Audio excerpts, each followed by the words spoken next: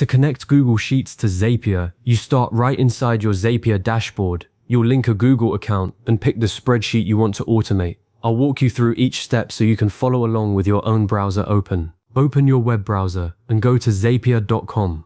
Sign in with the email and password you use for your automations. Once you're in, wait for the dashboard to fully load. You'll see a clean left sidebar and the blue Create button in the upper left corner. Make sure you're using the exact Zapier account where you plan to build and keep this workflow, because connections and zaps are tied to that account and you can't move them later. I've seen people set up a whole multi-step automation under a free trial account, only to realize their team already had a paid plan, and migrating that zap meant rebuilding it from scratch. So glance at the account name in the top right corner before you go any further. Click that blue Create button, then choose Zaps from the drop-down menu. The Zap editor opens with a blank canvas, a trigger circle on the left and an action circle on the right.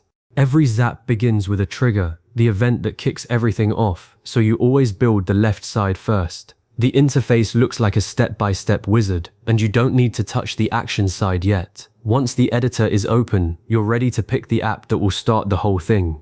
Click the trigger step. It might be a large circle labeled 1, trigger, or a button that says Add Trigger. A search box appears. Type Google Sheets and select it from the list of apps.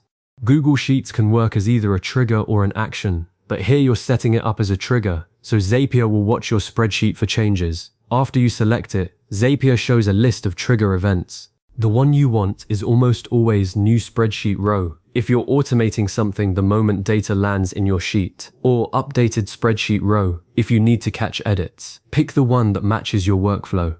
This is the point where I always pause and check my sheet's header row, because Zapier maps data using those header names. If your column headers are missing, duplicated, or contain weird punctuation, you'll run into mapping headaches later when you try to send that data to another app. Now Zapier asks you to connect a Google account. Click Sign In or Connect a new account. A Google authorization window will pop up.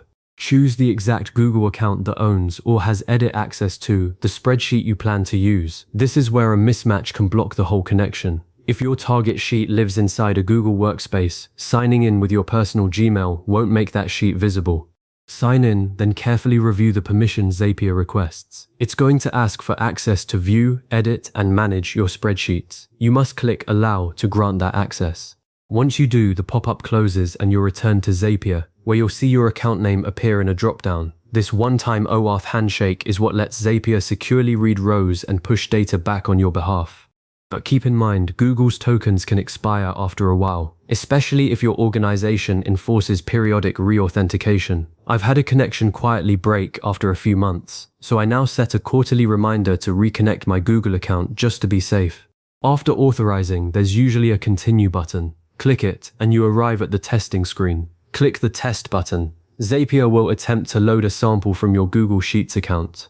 If everything is healthy, you'll see a green success banner and a preview of a sample row pulled from a spreadsheet. That confirms your account is connected and Zapier can talk to Google. If the test fails, don't panic. The number one reason I've run into is that the specific spreadsheet hasn't been opened yet. Google's API won't list a file until it's been accessed at least once. So create a blank sheet, open it in your browser, then come back and hit test again.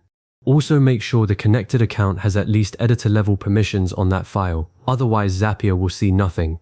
Once the connection test passes, Zapier presents two drop-downs, Spreadsheet and Worksheet. Click the Spreadsheet drop-down. It lists every file your connected Google account can access. Find and select the exact spreadsheet you want to automate. Then pick the correct worksheet from the second drop-down. This is where clear descriptive naming saves real time. When you're staring at 8 files all called copy of untitled, you'll spend minutes guessing. I rename my sheets with a short project label and version number, something like lead capture Darwin Fee 2. After you select the worksheet, Zapier loads the header row and shows you a sample set of columns. Stop here and verify those headers match what you think they are. If you recently added or renamed a column back in Sheets, you might need to refresh the sample by rerunning the test trigger. Otherwise, your later field mapping will reference stale header names. Now you can configure the rest of your Zap.